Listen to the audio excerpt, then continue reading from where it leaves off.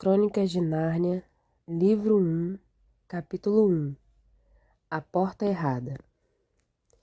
O que aqui se conta aconteceu há muitos anos, quando o vovô ainda era menino. É uma história da maior importância, pois explica como começaram as idas e vindas entre o nosso mundo e a terra de Nárnia.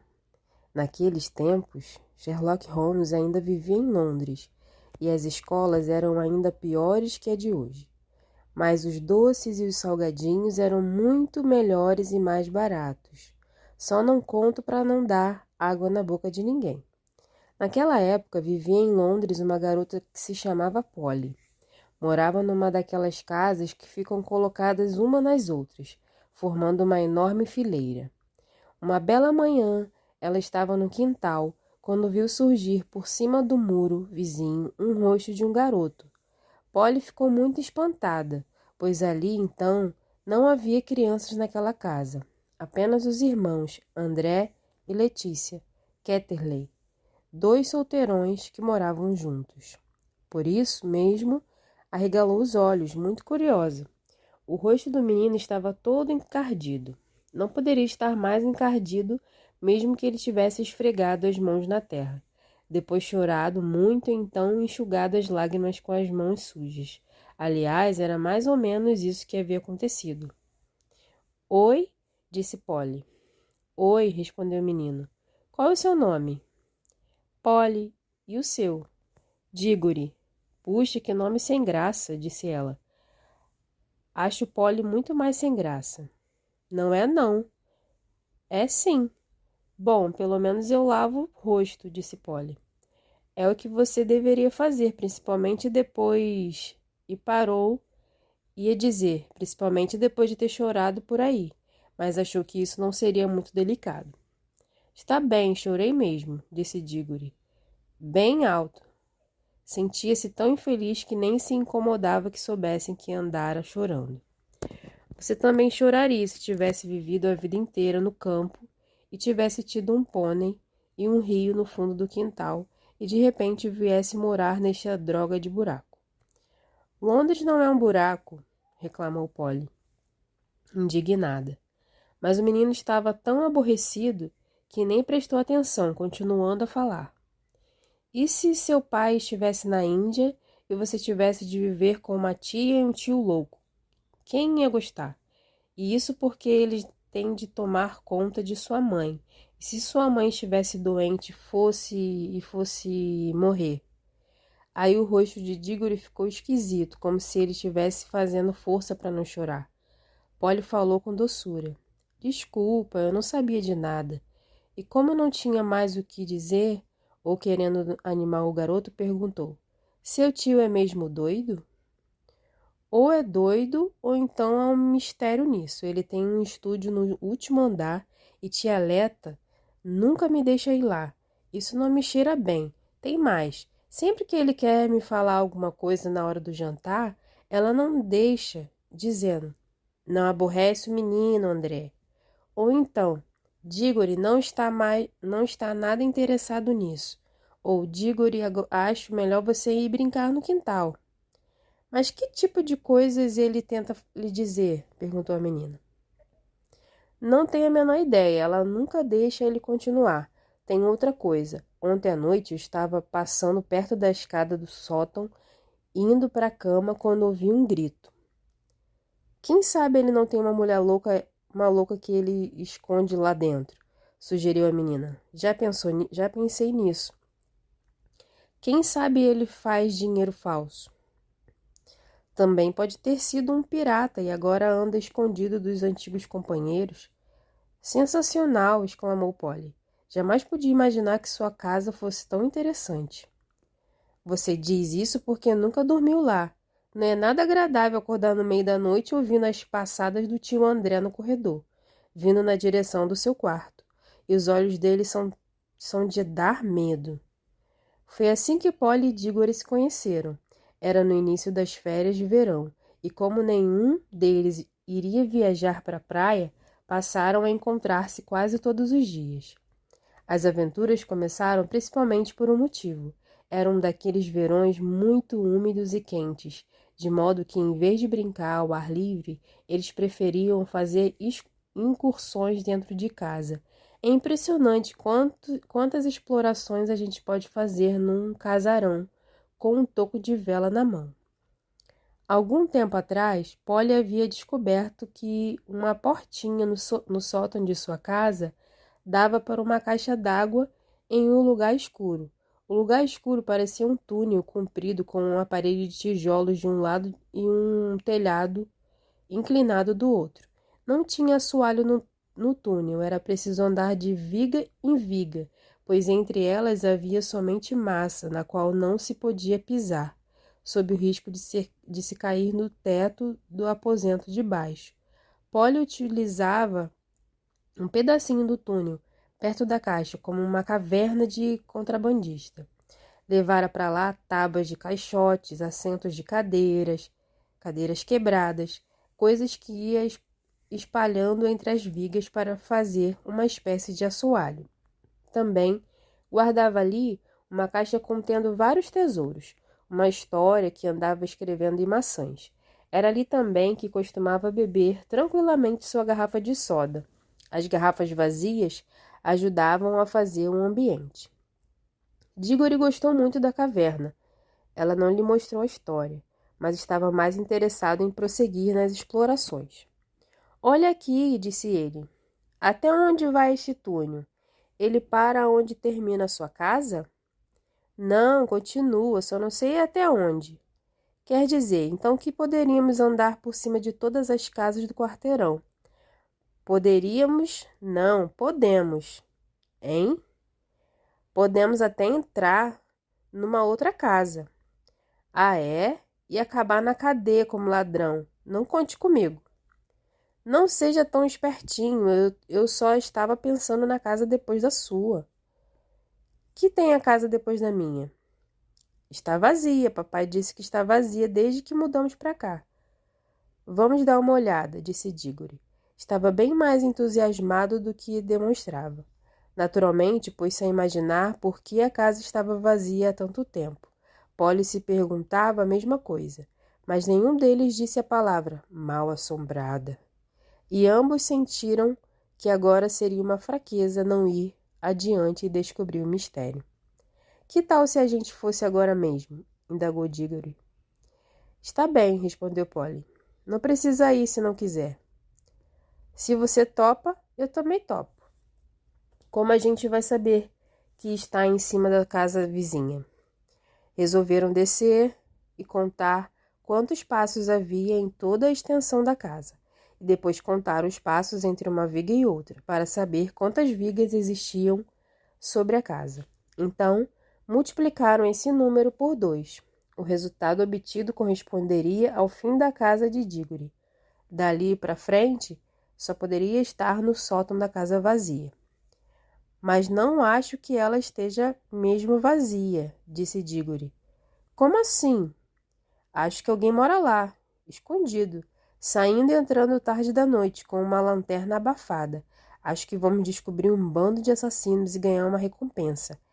É besteira acreditar que uma casa fique vazia esse tempo todo, a não ser que exista algum mistério. Papai acha que é por causa do mau estado do encanamento, observou Polly. Encanamento? Gente grande tem a mania de dar explicações sem graça, disse Diggory.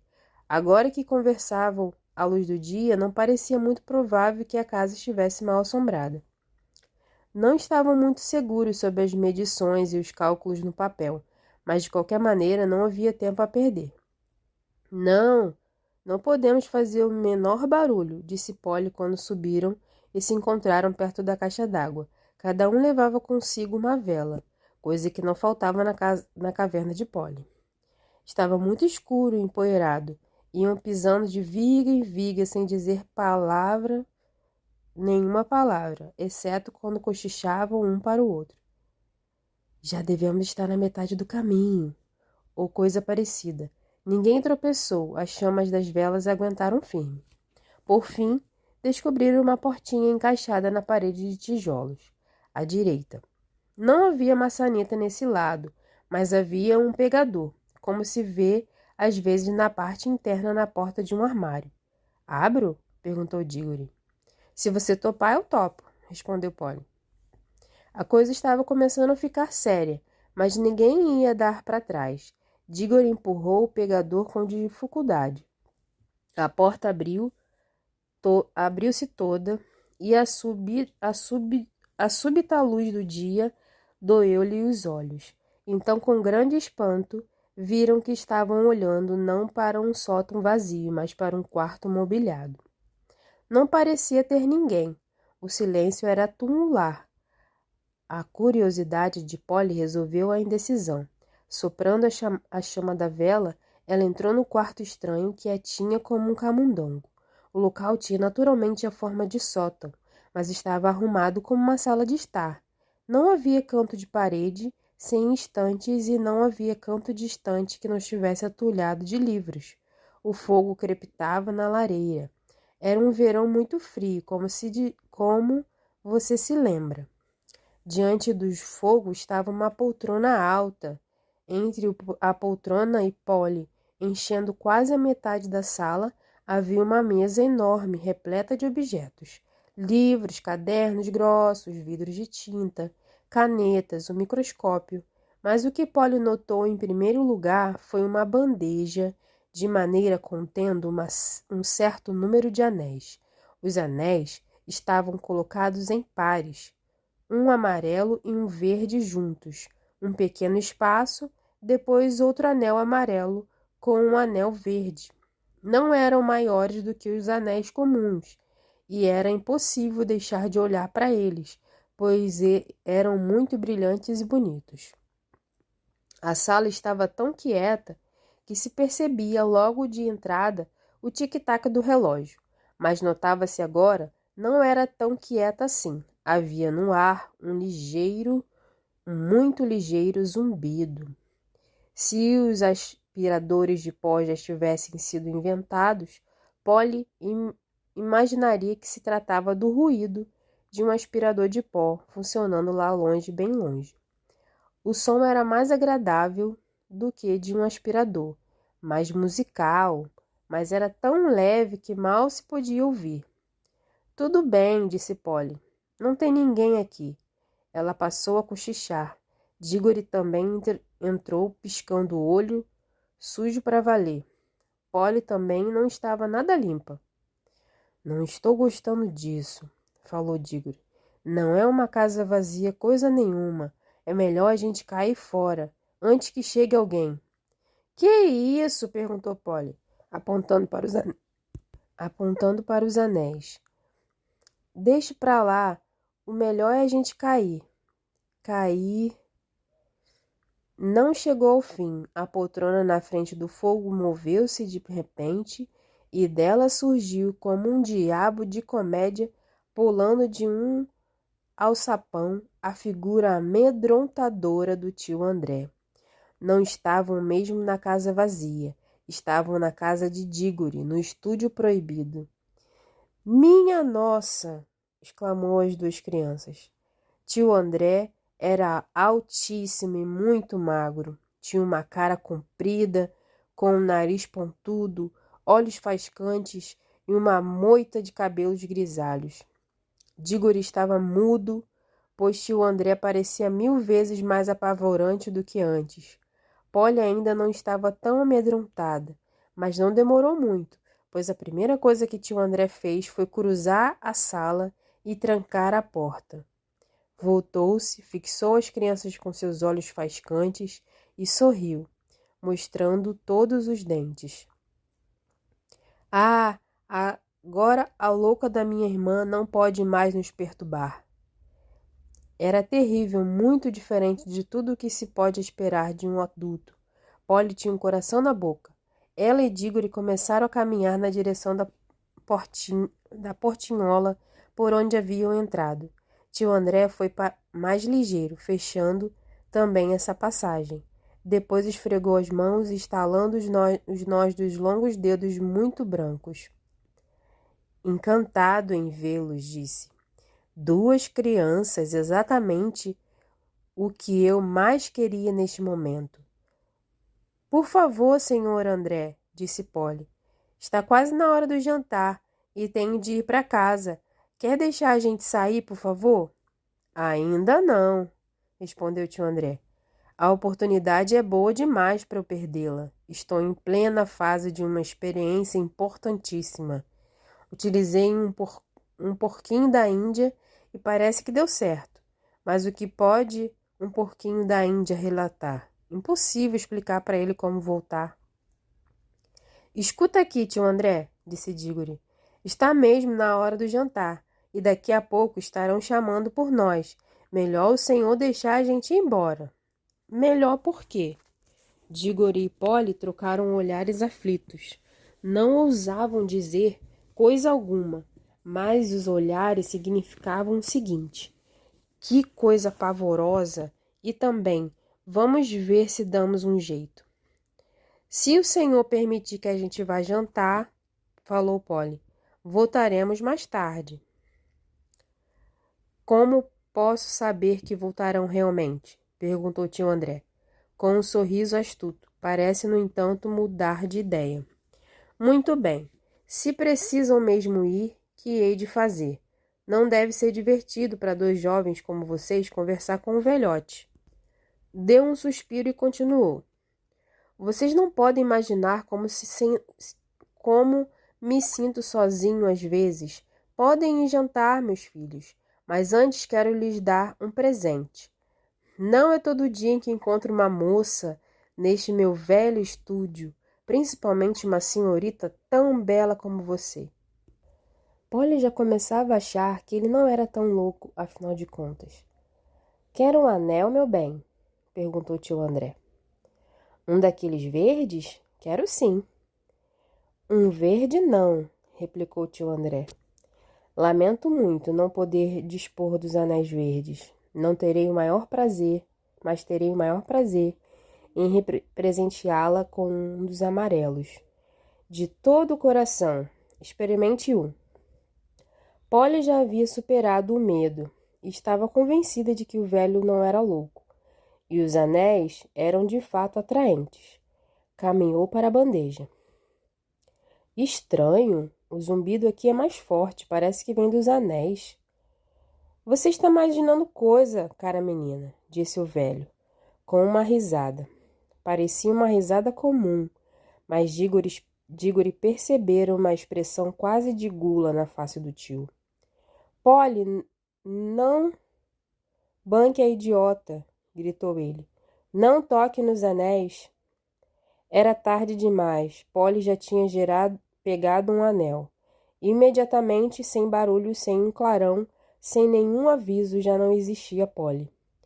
Diggory e tio André estavam agora sozinhos na sala. Capítulo 2. Um diálogo estranho. Foi tão repentino, tão horrível, tão diferente de tudo o que já havia acontecido a Diggory, mesmo em pesadelos, que ele deu um grito. Instantaneamente, a mão de tio André tapou-lhe a boca. Nada disso. Sua mãe pode ouvir, e você sabe muito bem que ela não deve levar sustos. Nada podia ser mais desagradável, disse Diggory mais tarde, do que lidar com um sujeito naquelas condições, mas não gritou de novo. Melhor assim, disse tio André. Reconheço que é chocante quando vemos pela primeira vez uma pessoa sumir. É fato. Até que eu fiquei arrepiado quando vi outro dia o porquinho da Índia desaparecer. Foi naquele dia que o senhor deu um berro? Ah, você ouviu? Espero que não ande me espionando. Não fiz isso, disse Diggory indignado. Mas quero saber o que aconteceu com Polly. Pode me dar os parabéns, replicou tio André, esfregando as mãos. Minha experiência deu certo. A menina se foi, sumiu deste mundo. O que o senhor fez com ela? Enviei a menina para um outro lugar. Que história é essa? Tio André sentou-se e respondeu. Bem, vou contar-lhe tudo. Já ouviu falar de Dona Leni? Não, é uma tia-avó ou qualquer coisa parecida? Não exatamente isso. Era minha madrinha, aquela ali na parede. Diggory olhou e viu uma fotografia amarelada, mostrando uma velha com um chapéu antigo. Lembrava-se agora de que já viram uma foto dela numa velha gaveta.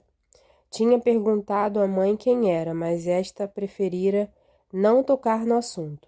Não era uma figura simpática, pensou Diggory, mas a gente nunca tem certeza quando se trata dessas fotografias antigas. Havia alguma coisa, algo errado com ela, tio André? Perguntou o menino. Bom, respondeu o tio, estalando os dedos. Isso depende do que você acha, do que você chama de errado. As pessoas são tão quadradas, sem dúvida ficou bastante esquisita nos últimos tempos. Não tinha muito juízo. Foi por isso que a prenderam. Num hospício? Não, que isso, de maneira nenhuma. Só na cadeia. Ah, sim. Por quê?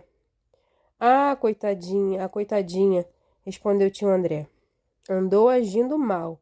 Tanta coisa, mas não vamos falar nisso. Sempre foi muito boazinha para mim. Escute, tio, que tem a ver uma coisa com a outra. Quero saber de Polly. Tudo a seu tempo, rapaz. Eu era uma das poucas pessoas que minha madrinha gostava de ver quando adoeceu gravemente. Ela não se dava com as pessoas muito ignorantes, entende? Também eu sou assim, mas ambos nos interessávamos pelas mesmas coisas. Poucos dias antes de morrer, ela me disse para ir buscar em sua casa uma pequena caixa que ela guardava numa velha escrivaninha. No momento em que toquei na caixa já senti, pelo formigamento dos meus dedos, que tinha nas mãos um vasto segredo. Deu-me a caixa e tive de fazer-lhe uma promessa. Logo que ela morresse, tinha de queimar tudo, sem abrir. Depois de certas cerimônias, não cumpri minha promessa. Não diga, foi muito feio de sua parte, exclamou Diggory. Feio? Perguntou tio André, muito admirado. Ah, estou entendendo. Está querendo dizer que os meninos devem cumprir suas promessas. Muito bem, estou gostando de ver. Mas também deve admitir que essas regras morais, embora excelentes para as crianças e para a criadagem e para as mulheres e para as pessoas em geral, não podem ser aplicadas aos grandes estúdios, aos grandes sábios, aos grandes pensadores. Não, Diggory, homens como eu, conhecedores da sabedoria oculta, não estão amarrados a essas regras vulgares, do mesmo modo como estamos distanciados dos prazeres vulgares. Nosso destino, meu filho, é solitário, mas está acima de tudo. Suspirou e assumiu uma expressão tão grave, tão nobre, tão misteriosa, que por um instante Diggory chegou a pensar que ele dissera alguma coisa muito profunda. Lembrou-se, porém, da cara feia do tio um momento antes de Polly sumir, e as palavras perderam a eloquência. Pensou, ele está querendo dizer que pode fazer tudo o que quiser para obter tudo o que desejar. Naturalmente, prosseguiu tio André, durante muito tempo não ousei abrir a caixa. Sabia que devia estar guardando algo extremamente perigoso, pois a minha madrinha era de fato uma mulher fora do comum. Para dizer a verdade, era uma das últimas criaturas mortais neste país que ainda tinha nas veias sangue de fada. Uma vez me disse que havia mais duas no tempo dela, uma duquesa e uma arrumadeira. Sério, Diggory, você está agora conversando com o último homem, muito provavelmente, que teve realmente uma fada madrinha. Que tal? É uma coisa de que você poderá se lembrar com orgulho quando tiver a minha idade. Aposto que era mais uma bruxa do que uma fada, pensou Diggory, acrescentando em voz alta. Quero saber de Polly. Que mania de bater sempre na mesma tecla, exclamou tio André. Como se isso fosse a coisa importante. Minha primeira iniciativa foi, naturalmente, estudar a própria caixa. Era muito antiga. Já bem sabia que não era grega, nem egípcia, nem babilônica, nem hitita e nem chinesa. Era mais antiga do que essas nações. Ah, que dia fabuloso quando descobri afinal a verdade. A caixa viera da Atlântida, quer dizer, era séculos mais velha do que essas coisas da idade da pedra, que costumam desenterrar aí na Europa. Não era uma coisa rústica como aquelas outras, pois já na aurora do tempo, a Atlântida era uma grande cidade com palácios, templos e homens cultos. Fez uma pausa como se esperasse algum comentário de Dígore, mas este que de minuto a minuto estava gostando menos do tio. Não disse nada. Tio André retomou a palavra. Enquanto isso, eu estava aprendendo um bocado sobre magia em geral. Não seria conveniente contar isso a uma criança.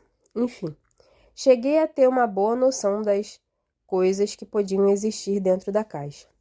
Depois de vários estudos, fui apertando o cerco. E, claro, tive de conhecer algumas pessoas, digamos, à margem da sociedade. Passei por algumas experiências muito desagradáveis.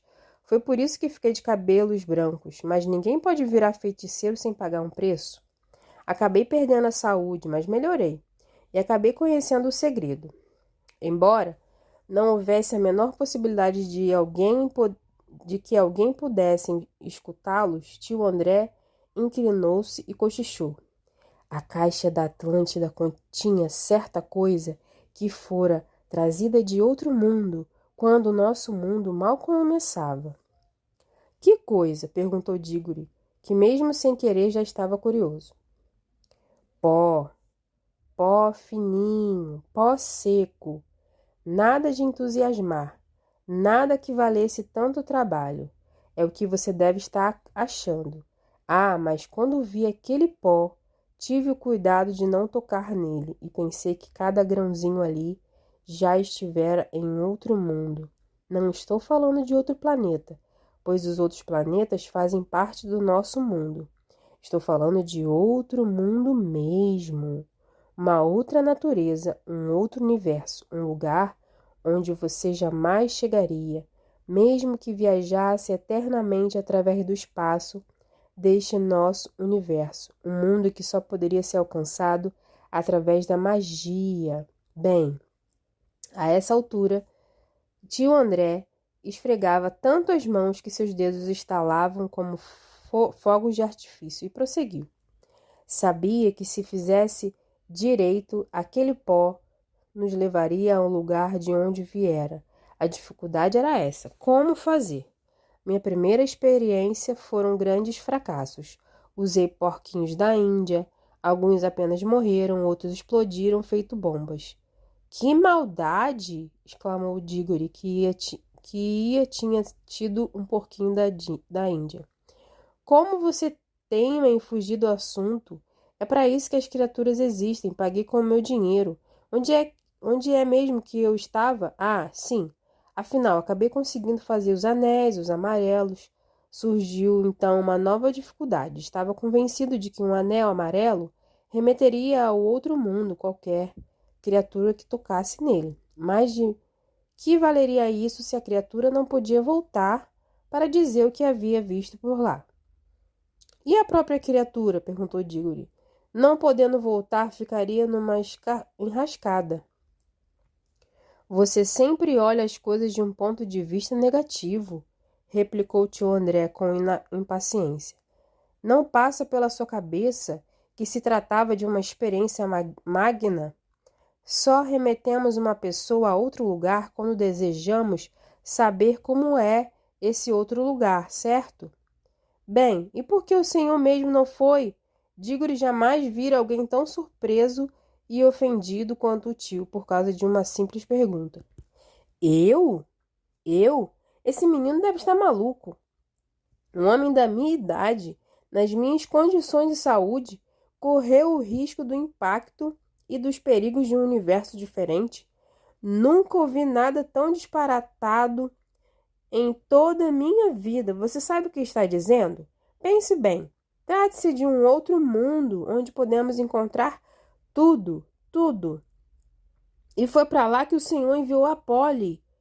As bochechas de Dígore estavam vermelhas de raiva. Só tenho uma coisa a dizer. O senhor pode ser meu tio, mas procedeu como um covarde, mandando uma menina para um lugar aonde o Senhor não tem coragem de ir. Bico calado, ordenou tio André, dando um tapa na mesa. Não admito que um fedelho fale comigo dessa maneira. Você não entende nada, eu sou o grande mestre, um mago, o iniciado, o que está realizando a experiência. É claro que preciso de material para executá-la. Daqui a pouco você vai me dizer que deveria ter pedido licença aos porquinhos da Índia antes de usá-los. Nenhuma alta sabedoria pode ser atingida sem uma dose de sacrifício, mas a ideia de que o sacrificado deve ser eu mesmo é completamente ridículo. É como pedir a um general para lutar como um soldado raso. Suponhamos que eu morresse. Que seria do trabalho de toda a minha vida? Olhe, é melhor acabar com esse papo, interrompeu Diggory. O senhor vai trazer Polly de volta. Já ia dizer-lhe, quando você me interrompeu com os seus maus modos, que descobri, afinal, a maneira de fazer a viagem de volta. Os anéis verdes são capazes disso. Mas Polly não levou nenhum anel verde. Não levou, disse tio André, com um sorriso maldoso. Se não levou, não poderá voltar, gritou Diggory. É como se o senhor tivesse assassinado. Poderá voltar se alguém for buscá-la, usando também um anel amarelo e levando consigo 2 anéis verdes, um para si e outro para ela. Diggory percebeu que tinha caído numa armadilha. Ficou olhando para o tio André, estarrecido, boquiaberto. As bochechas passaram do vermelho ao pálido. Tio André continuou agora num tom forte e alto, como se fosse um tio perfeito, que tivesse dado ao sobrinho um dinheirinho e um bom conselho. Espero, Diggory, que você não acene agora a bandeira branca. Ficaria muito triste se uma pessoa de nossa família não tivesse a honra e a nobreza de socorrer uma dama em perigo. Oh, calha a boca, gritou Diggory. Se o senhor tivesse um pingo de honra, iria o senhor mesmo. Não sei, mas sei que não tem. Está bem? Já vi que tenho de ir, só que o senhor é um monstro. Tudo cruelmente planejado. Ela foi sem saber de nada e agora tenho de ir buscá-la. É claro, comentou tio André com seu odioso sorriso. Pois muito bem, eu vou, mas tem uma coisa que faço questão de dizer antes de ir.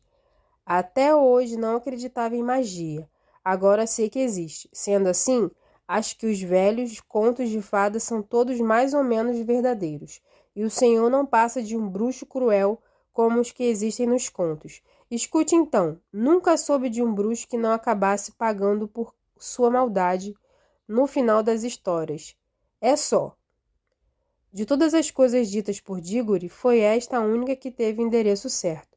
Sobressaltado, tio André revelou tanto horror na face que, apesar de sua monstruosidade, era quase possível ter pena dele. Um segundo depois recompôs-se, dizendo com um sorriso forçado: Bem, é natural que uma criança pense dessa maneira. Uma criança criada entre mulheres como você não precisa preocupar-se com os meus perigos, Diggory. Não seria melhor preocupar-se com os perigos porque passa a sua amiguinha? Já há algum tempo que ela foi embora. Se algum perigo existir lá, bem, seria uma pena chegar um pouquinho atrasado. Até parece que o senhor se importa muito com isso, disse o Diggory impetuosamente. Já estou cheio desse papo. Que devo fazer? Antes de mais nada, aprender a controlar os seus nervos, meu filho, respondeu o tio André com frieza. Do contrário, vai acabar com a sua vida. Vamos. Levantou-se, calçou um par de luvas e dirigiu-se para a bandeja de anéis. Eles só funcionam quando estão de fato em contato com a pele. Com luvas posso pegá-los à vontade. Assim, se levar um no bolso, nada acontecerá. Mas tenha muito cuidado para não colocar a mão no bolso por distração. No momento em que tocar um anel amarelo, sumirá deste mundo. Quando estiver no outro lugar, espero que Isso ainda não foi testado naturalmente, mas sempre espero. Ao tocar no anel verde, você desaparecerá de lá e reaparecerá aqui. Bem, pego estes 2 verdes e deixo que eles caiam dentro do seu bolso esquerdo. Não se esqueça do bolso em que estão os verdes. V para verde e E para esquerdo. V, E. Preste atenção às primeiras 2 letras de verde. Um para você, outro para a garota. Agora pegue um amarelo. Eu, se fosse você, colocaria o anel no dedo, pois assim é mais difícil perdê-lo. Diggory já estava para agarrar o anel amarelo quando se lembrou de algo importante. Espere um pouco. E mamãe, se ela perguntar onde estou? Quanto mais depressa for, mais depressa estará de volta, disse o tio André, tentando ser animador. Mas o senhor nem mesmo sabe se eu vou voltar. Tio André sacudiu os ombros, deu uns passos, abriu a porta e disse: Pois muito bem, como quiser, desça para jantar, deixe que as feras devorem a garota, ou que ela se afogue, ou que morra de fome, ou que se perca no outro mundo, se é o que você prefere. Para mim dá no mesmo. Talvez fosse bom que, antes do chá, você avisasse a mãe dela que nunca mais verá a filha, só porque você tem medo de colocar um anel no dedo. Ai, ai, gemeu Diggory. Queria tanto ser grande para lhe dar um murro na cara. Abotoou o casaco, respirou fundo e pegou o anel, pensando como sempre pensou mais tarde, que não havia para ele outra maneira de proceder com dignidade. Capítulo 3. Um bosque entre 2 mundos. Tio André e o estúdio sumiram imediatamente. Por um momento, tudo ficou turvo. Diggory conseguiu ver uma suave luz verde vindo de cima e a escuridão embaixo. Não parecia estar apoiado em coisa alguma. Nada lhe tocava, aparentemente. Acho que estou dentro d'água, pensou. Ou debaixo d'água. Levou um susto, mas percebeu, em seguida, que estava sendo levado para cima. De súbito viu que tinha chegado a um ar livre, que se arrastava para a relva da margem de um pequeno lago. Quando se firmou nos pés, notou que não estava pingando nem respirando sem fôlego, como é de esperar que aconteça com quem tenha estado dentro d'água. Suas roupas continuavam sequinhas. Estava à beira de um pequeno lago, com uns 3 metros de largura, cercado por um bosque. As árvores ficavam tão próximas uma das outras que não podia ver o céu. A luz existente era a luz verde coando-se através das folhas. O sol em cima devia ser muito brilhante, pois essa luz verde era intensa e cálida. Não é possível imaginar bosque mais calmo. Não havia pássaros, nem insetos, nem bichos, nem vento. Quase se podia sentir as árvores crescendo. O lago de onde acabara de sair não era o único. Eram muitos, todos bem próximos uns dos outros. Tinham-se a impressão de ouvir as árvores bebendo água com suas raízes. Mais tarde, sempre que tentava descrever esse bosque, Diggory dizia: era um lugar rico, rico como um panetone. O mais estranho de tudo era que Diggory tinha praticamente se esquecido de como viera parar ali. De qualquer modo, não se lembrava de Polly, de tio André, ou mesmo de sua mãe. Não estava assustado, excitado ou curioso. Se alguém lhe tivesse perguntado: de onde você veio? Provavelmente teria respondido: nunca saí daqui. Ou como disse depois: não era um lugar onde as coisas acontecem. As árvores vão crescendo, só isso. Depois de contemplar o bosque por um longo tempo, Diggory notou que havia uma menina deitada ao pé de uma árvore ali pertinho. Seus olhos estavam semicerrados, como se estivesse entre a vigília e o sono. Olhou-a por um bom tempo e nada disse, até que ela falou com uma voz sonhadora e satisfeita. Acho que já vi você antes. Também acho que já vi você, replicou Diggory. Está aqui há muito tempo? Oh, sempre estive aqui, respondeu a menina. Pelo menos não sei, estou aqui há muito tempo. Eu também. Não, você não. Acabei de ver você saindo daquele lago. Acho que você tem razão, disse Diggory com ar espantado. Tinha me esquecido. Ficaram em silêncio por muito tempo. Escute, disse depois a garota. Será que já não nos encontramos antes? Tenho a impressão, é como se fosse um quadro na minha cabeça de um menino e de uma menina igualzinha a nós dois, vivendo num lugar muito diferente daqui, talvez não passe de um sonho. Também acho que sonhei a mesma coisa, afirmou Diggory. Sonhei com uma menina e um menino vizinhos e tenho também umas vigas por onde os dois caminham. Lembro que a menina está com o rosto sujo. Não está confundindo? No meu sonho é um menino que está com o rosto sujo. Não consigo me lembrar do rosto do menino, respondeu Diggory. E perguntou, que é aquilo? Ora, um porquinho da Índia, e era mesmo o porquinho da Índia gordinho, farejando a relva. Bem no meio do animalzinho havia uma fita, e preso a ela um reluzente anel amarelo. Olhe, olhe, gritou Diggory, o anel! E olha aqui, você também está com o anel amarelo, e eu também. A menina sentou-se, interessada pela primeira vez, ficaram olhando um para o outro de olhos muito arregalados, tentando captar alguma lembrança, e acabaram gritando ao mesmo tempo. O senhor André! Tio André! Logo se deram conta de quem eram e começaram a relembrar o resto da história depois de alguns minutos de animada conversa. Então, Diggory contou a Polly de que maneira torpe tio André os levara até ali. — Que vamos fazer agora? Perguntou a menina. — Pegar o porquinho e ir para casa? — Não temos pressa, respondeu Diggory com um grande bocejo. Acho que temos.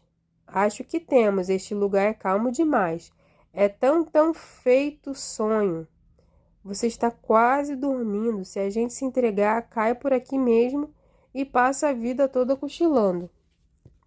Pois estou gostando muito daqui, disse Diggory. Eu também, mas precisamos ir embora. Polly levantou-se e começou a caminhar cautelosamente na direção do porquinho da Índia, porém mudou de ideia. Acho que devemos deixar o porquinho. Está todo feliz. Se a gente levar o bichinho de volta, seu tio vai fazer algo horrível com ele. Aposto que sim, pelo jeito que nos tratou. Aliás, como é que vamos voltar para casa? Mergulhando outra vez no lago, eu acho. Foram os dois para a beira do lago e puseram-se a olhar as águas calmas que refletiam, com profusão, os ramos verdes e folhudos. Parecia um lago muito fundo. Não temos roupas de banho, disse Polly. Deixe de ser boba, não precisamos de roupa de banho, replicou Diggory. Podemos pular assim mesmo, já esqueceu que a gente não se molha? Sabe nadar? Um pouquinho, e você? Bem, mais ou menos. Acho que não vai ser preciso nadar, disse Diggory. Nós queremos ir para baixo, não é? Nenhum deles achava muito simpática a ideia de pular no lago, mas ninguém disse nada. Deram-se as mãos e contaram. 1, 2, 3, já! E pularam. Foi aquela pancada na água. Quando abriram os olhos, viram que ainda se encontravam de mãos dadas, no bosque verde com a água dando nos calcanhares. Parecia que o lago não tinha mais do que um palmo de fundura. Os dois saíram outra vez para a terra seca. — Que é que está errado, ora essa? Disse Polly com a voz assustada. Mas não muito, pois era praticamente impossível sentir medo naquele mundo demasiadamente calmo. Ah, já sei, disse Diggory. É claro que não podia dar certo. Ainda estamos usando os nossos anéis amarelos, que só valem para a viagem de vinda. É o verde que leva para casa. Precisamos trocar de anéis. Tem bolso? Ótimo. Ponha seu anel amarelo no bolso direito. Tenho dois verdes. Olha aqui, um para você. Com os anéis nos dedos, voltaram para o lago. Mas antes que tentassem logo o mergulho, Diggory deu um suspiro que não acabava nunca. Oh! O que está acontecendo agora? Acabei de ter uma ideia genial. E os outros lagos? Não estou entendendo. Escute, se podemos voltar ao nosso mundo mergulhando aqui, Não é lógico que a gente deva ir para outro lugar pulando em outro lago. Imagine se há um mundo diferente no fundo de cada lago. Mas eu pensei que a gente já estivesse num outro mundo do seu tio. Ou no outro lugar, seja lá o que for, você não disse? Não me, não me chateie com o tio André, ora bolas. Acho que ele não entende nada deste lugar, pois nunca teve peito para vir por conta própria. Só falou de um outro mundo, suponhamos que haja dezenas. Quer dizer, este bosque é apenas um dos mundos? Não, acho que este bosque nem chega a ser um mundo. Não deve ser mais do que um lugar de passagem. Polly olhava intrigada. Não está vendo? Lembre-se do túnel. Não pertence a nenhuma das casas, mas você pode andar por ele e entrar em qualquer uma delas. Não será este bosque uma coisa parecida? Um lugar que não pertence a nenhum dos mundos, mas que dá acesso a todos os mundos? Bem, ainda aqui, começou a dizer Polly, mas o amigo nem parecia ouvi-la. Isso explica tudo, continuou Diggory. Por isso aqui é tão calmo e sonolento. Nada acontece, nunca, como no túnel. É dentro das casas que as pessoas conversam e fazem as coisas e comem. Nada existe nos lugares de passagem, atrás das paredes, em cima dos tetos ou debaixo do assoalho, mas do nosso túnel podemos passar para todas as casas do quarteirão. Acho que daqui poderemos ir a um lugar fabuloso. Qual?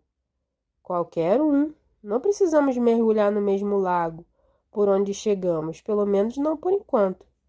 O bosque entre dois mundos, disse Polly, com um olhar sonhador. Bonito. Vamos logo. Que lago você prefere? Preste atenção. Eu é que não vou experimentar nenhum lago novo antes de ter certeza de poder voltar pelo lago antigo. Ainda nem sabemos se vai dar certo. Perfeito. Voltar para ser agarrado por tio André, que vai tomar os nossos anéis antes de a brincadeira ter começado? Isso não. A gente não podia ir pelo menos metade do caminho no nosso lago, apelou Polly. Só para ver se funciona? Se funcionar, trocaremos de anéis e subiremos de novo antes de voltar ao estúdio do seu tio. Levamos bem pouco tempo para subir até aqui. Acho que não vai demorar nada para voltar. Diggory chegou a se atrapalhar um pouco antes de concordar com isso, mas não teve outro jeito, porque Polly se recusava às novas explorações em novos mundos, caso não tivesse a certeza de poder voltar ao antigo. Em se tratando de muitos perigos, era quase tão valente quanto ele. Marimbondos, por exemplo, mas não estava interessada em descobrir coisas das quais nunca ninguém jamais ouvira falar. Diggory era do tipo que gostava de conhecer tudo, e quando cresceu tornou-se o famoso professor Kirk, que aparece em outros livros. Depois de muita discussão, concordaram que deviam colocar os anéis, os verdes por segurança, disse Diggory, pois assim a gente não vai esquecer qual é qual, e mergulhar de mãos dadas. No entanto, quando calculassem estar de volta ao estúdio de tio André, Polly deveria dar um grito. Trocar! Então tirariam os verdes e colocariam os amarelos. Polly fez questão de ter o comando dessa operação, contrariando Diggory. Colocaram os anéis verdes, deram-se as mãos e mais uma vez contaram com voz firme. 1, 2, 3, já! Dessa vez deu certo. É difícil contar como foi, pois tudo aconteceu com uma rapidez extraordinária. Primeiro houve luzes brilhantes no céu escuro. Diggory sempre achou que eram astros, jurando que chegou a ver Júpiter pertinho, a ponto de distinguir as luas do planeta. Mas quase instantaneamente começaram a surgir fileiras e mais fileiras de tetos, e puderam ver a Catedral de São Paulo. Era Londres, lá embaixo, mas enxergavam também, atrás das paredes de todas as casas, viram o tio André, a princípio sombrio e fora de foco. mas ficando cada vez mais nítido. Antes que ele se tornasse de fato uma realidade, Polly gritou: "Trocar!" E trocaram os anéis. O nosso mundo foi se apagando mais uma vez como num sonho, e a luz verde do alto ficou mais intensa, até que as cabeças apontaram fora d'água e ganharam a margem do lago. A operação toda não durou mais do que 1 minuto. "Pronto!" exclamou Diggory. "Tudo certo. Agora vamos à exploração. Qualquer lago serve. Vamos experimentar este aqui." "Um momento. Não vamos fazer uma marca neste lago?" Ficaram pálidos e de olhos arregalados quando perceberam a extensão da loucura que Diggory esteve por cometer, pois existiam inúmeros lagos no bosque, todos iguais, e iguais também eram as árvores. Se não assinalassem o lago que conduzia ao nosso mundo, as possibilidades de encontrá-lo novamente seriam mínimas. A mão de Diggory tremia quando abriu o canivete e cortou uma boa braçada de relva na beira do lago. A terra que cheirava deliciosamente era de um vivo castanho avermelhado que se distinguia contra o verde. "Ainda bem que um de nós tem um pouco de juízo", disse Polly. "Não fique aí contando prosa. Vamos logo ver o que há num desses lagos."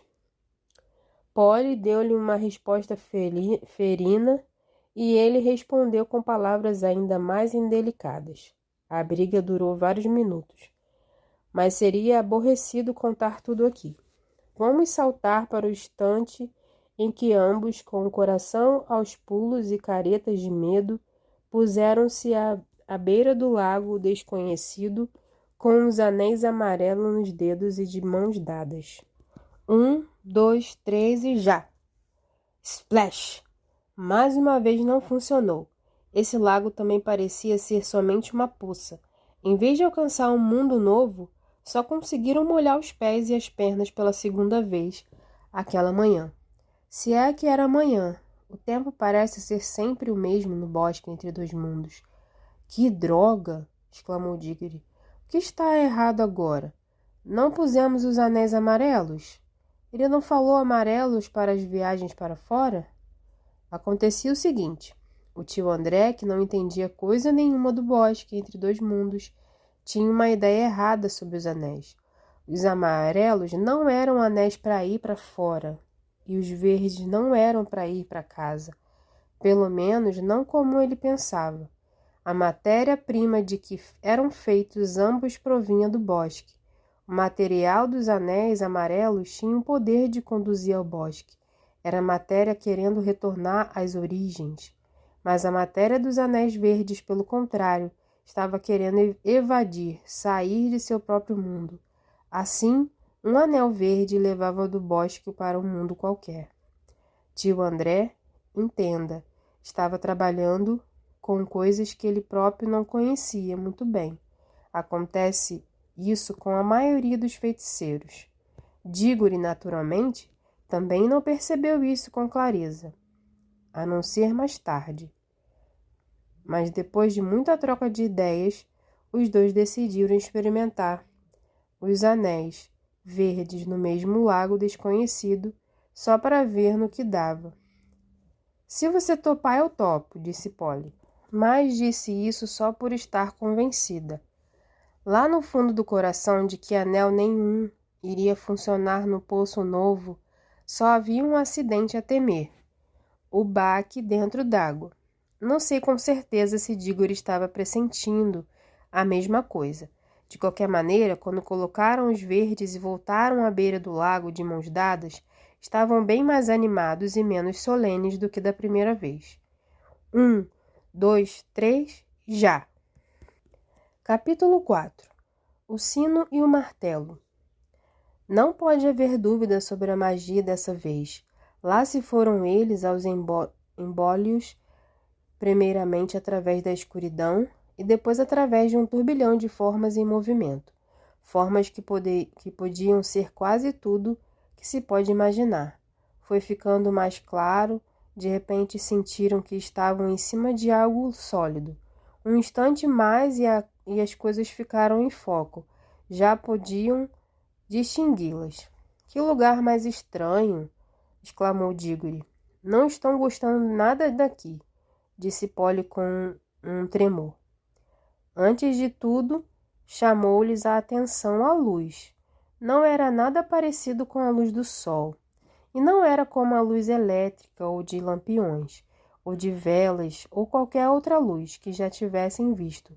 Era uma luz tristonha, meio avermelhada, nada comunicativa, uma luz parada. Estavam numa superfície plana e pavimentada, com grandes edifícios ao redor.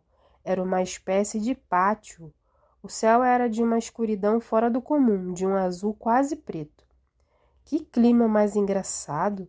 Disse Diggory. Será que chegamos na horinha de uma tempestade ou de um eclipse? Não estou gostando nem um pouquinho, repetiu Polly. Estavam cochichando mesmo sem saber por quê, e continuavam de mãos dadas, também sem saber o motivo. As paredes ao redor do pátio eram muito altas, com janelões sem vidraças, arcos sobre colunas abriram bocas escuras como túneis de estradas de ferro. Fazia um friozinho. A pedra das construções parecia vermelha, mas devia ser o reflexo da luz esquisita. Evidentemente era um lugar muito antigo. Muitas das pedras que pavimentavam o pátio estavam rachadas e nenhuma delas se ajustava bem à outra. Um dos pórticos em arco estava atulhado de destroços. As crianças deram várias voltas, examinando os recantos do pátio. Tinham medo de que alguém ou alguma coisa as espreitasse enquanto estivessem de costas. — Acha que existe alguém aqui? Murmurou Diggory, tomando coragem. — Acho que não. Está tudo em ruínas. Não ouvimos nenhum barulhinho até agora. Vamos ficar quietos e prestar atenção, sugeriu Diggory. Apuraram os ouvidos, mas a única coisa que ouviram foi o bate-bate do coração. O lugar era no mínimo tão silencioso como o silencioso bosque entre os dois mundos, mas era um silêncio diferente. A calma do bosque era cálida e cheia de vida. Quase que se podia ouvir as árvores crescendo. Ali, ao contrário, era um silêncio morto, gelado e vazio. Não dava para imaginar uma planta crescendo. — Vamos para casa, disse Polly. — Mas ainda não vimos nada, protestou Diggory. Já que estamos aqui, vamos dar uma espiada. Aposte que não há nada que interesse neste lugar. Ora, bolas, que graça tem encontrar um anel mágico que leva a gente a outros mundos se você tem medo quando chega lá e quer dar para trás. — Quem está falando em dar para trás? Protestou Polly, largando a mão de Diggory. — Só quis dizer que você não parece muito entusiasmada. — Pois fique sabendo que vou aonde você for. Além do mais, a gente pode cair fora quando quiser. Vamos pôr os anéis verdes no bolso esquerdo. Não podemos esquecer que os amarelos estão no bolso direito. Pode ficar com a mão pertinho do bolso, mas não meta o dedo lá dentro. É tocar no amarelo e sumir. Fizeram assim e caminharam para um pórtico enorme que dava para o interior de um dos edifícios. Quando chegaram perto, viram que lá dentro não era tão escuro quanto tinham pensado. A vasta sala apenumbrada estava vazia, mas no lado mais distante erguia-se uma fileira de colunas com arcos interligados. Dos arcos jorrava a mesma luz fatigante. Atravessaram o salão com muito cuidado, temendo encontrar no chão um buraco ou coisa pior. Quando afinal chegaram ao outro lado, cruzaram os arcos e se viram em outro pátio ainda maior. Aquilo ali não parece muito seguro, disse Polly, apontando para um lugar onde a parede fazia uma barriga, como se estivesse pronta para desabar no pátio. Em certo ponto faltava uma coluna entre dois arcos. Era evidente que o lugar estava abandonado há centenas, talvez milhares de anos. Se aguentou até agora, acho que aguenta mais um pouco, disse Diggory. Mas o jeito é não fazer barulho. Você sabe que um barulhinho pode causar um desabamento, como as avalanches de neve nos Alpes. Passaram do pátio a outro pórtico, de lá a uma escadaria, desta a uma fileira de salões, uns depois dos outros, até que se sentiram tontos. Tão vastas eram as dimensões de tudo. Estavam sempre imaginando que iriam encontrar ar livre na esperança de ver, afinal, que espécie de região circundava o enorme palácio. Mas só encontravam pátio depois de pátio. Devia ter sido uma beleza de lugar quando as pessoas ali viviam. Num dos pátios havia um chafariz com um grande monstro de pedra, de asas abertas e boca escancarada. Embaixo, a larga bacia de pedra, que em outros tempos devia parar a água, estava mais seca do que um osso ao sol. Em outros lugares, restavam galhos secos de uma espécie de trepadeira que se enroscara pelas colunas e chegara a derrubar algumas, mas as trepadeiras estavam mortas há muito tempo. Não viram formigas, nem aranhas, nem nenhuma dessas criaturinhas que costumam viver nas ruínas, e entre as fendas das lajes partidas, nada de capim nem musgo. Era tudo tão lúgubre e monótono que também Diggory começou a pensar que talvez fosse melhor colocar o anel amarelo e partir de volta para a verde e cálida floresta do lugar intermediário. Foi quando chegaram a enorme porta de folhas duplas, feita de um metal que poderia ser ouro. Entreaberta, era um convite a uma olhadela. Os dois olharam e recuaram para tomar fôlego, pois ali finalmente havia algo digno de ser visto.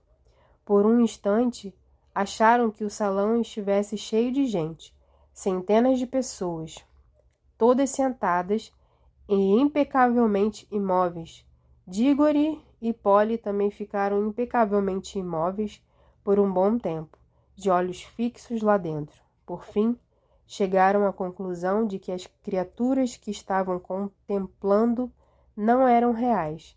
Não passava entre elas o menor sopro de vida. Pareciam estátuas de cera, as mais perfeitas que já existiram. Dessa vez, Polly tomou a dianteira. Havia na sala uma coisa muito mais interessante para ela do que para Diggory. As figuras usavam roupas deslumbrantes. Quem gostasse de roupagens bonitas não podia resistir à tentação de chegar mais perto, e o resplendor daquelas cores tornava a sala não propriamente animada ou animadora, mas de certo modo suntuosa e majestosa. Depois do vazio e do pó das outras salas, contava com um número maior de janelas e era bem mais clara. Mal posso descrever as roupagens. Todas as figuras envergavam mantos e usavam coroas. Os mantos eram rubros e cinza prateado ou púrpureos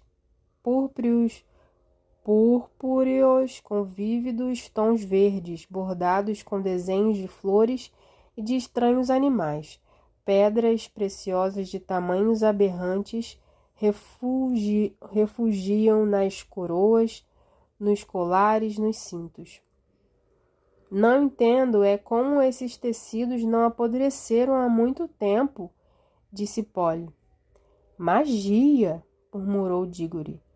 Não está sentindo o encantamento? Percebi logo que entrei. O mais barato desses vestidos custaria um dinheirão em Londres. Mas Diggory estava mais interessado nas fisionomias que eram mesmo dignas de ser olhadas. As figuras estavam sentadas em cadeiras de pedra nos dois lados da sala, deixando livre o espaço do meio. Parece boa gente, falou Diggory. Polly assentiu com a cabeça. As feições eram simpáticas, homens e mulheres pareciam bondosos e inteligentes. Deviam descender de uma raça bonita. Mas à medida que as crianças deram alguns passos na sala, aproximaram-se de faces bem diferentes, rostos solenes. Para falar com aquelas figuras seria indispensável caprichar na gramática. Quando avançaram um pouco mais, encontraram-se diante de faces das quais não gostaram nada. Eram rostos de expressão forte e orgulhosa, porém cruéis. Mais adiante, as feições pareciam ainda mais perversas. Um pouquinho mais e depararam com expressões mais terríveis ainda, e nem um pouco felizes. Rostos quase desesperados, como se as pessoas às quais pertencessem tivessem cometido e também sofrido coisas pavorosas. A última figura era a mais interessante, uma mulher muito alta. De fato, todas as figuras do salão eram mais altas do que as pessoas do nosso mundo, vestida mais ricamente do que as outras, e com um olhar tão aterrador e soberbo que quase tirava o fôlego. Apesar disso, era bela. Muitos anos depois, já velho, Dígore chegou a dizer que nunca vira a mulher mais bela em toda a sua vida. É preciso dizer, no entanto, que Polly, por sua vez, sempre afirmou não ter visto nela nada de especialmente bonito. Depois da mulher havia uma porção de cadeiras vazias, como se o salão tivesse sido projetado para um número bem maior de imagens. Daria um doce para saber a história que está por trás disso, falou Dígore. Vamos dar uma espiada naquela coisa no meio da sala? A coisa não era propriamente uma mesa, era uma coluna quadrada com 1 metro de altura. Em cima ficava um pequeno arco dourado, do qual pendia um pequeno sino de ouro. Ao lado encontrava-se um martelo de ouro. Estou pensando, disse Dígore. Acho que tem alguma coisa escrita aqui, interrompeu Polly, agachando-se e olhando para um canto da coluna. Puxa, é mesmo, mas a gente não sabe ler a língua deles. Será que não? Tenho minhas dúvidas. Ambos olharam em todos os olhos. Eram de fato estranhos os caracteres sulcados na pedra, mas então o inesperado aconteceu. Embora o talhe dos caracteres não se alterasse, os dois perceberam que, aos poucos, à medida que olhavam, iam tornando-se capazes de entendê-los. O encantamento começava a agir. Logo, já sabiam o que estava escrito na coluna. O estilo devia ser melhor, mas o sentido dos dizeres era o seguinte: ousado aventureiro, decida de uma vez, faça o sino vibrar e aguarde o perigo, ou acabe louco de tanto pensar. Se eu tivesse tocado, o que teria acontecido?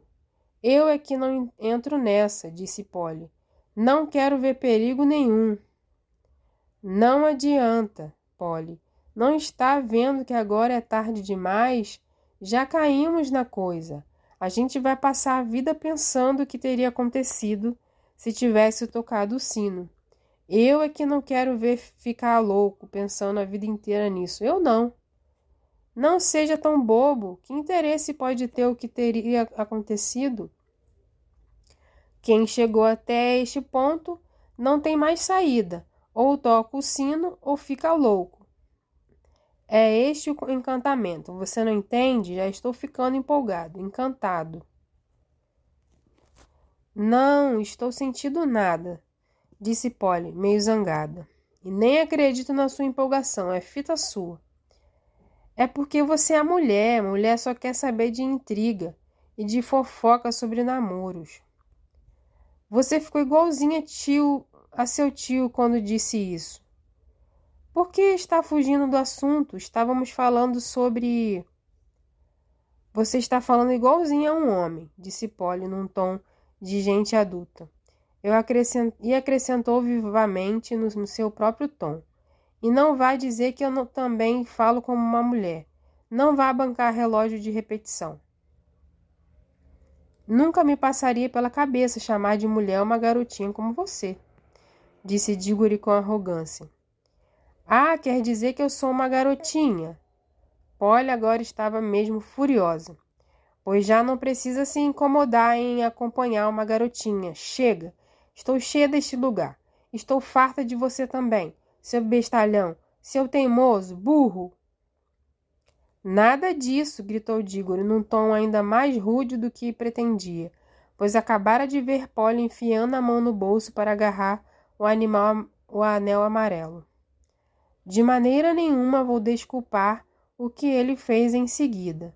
Só posso dizer que Diggory se arrependeu muito depois.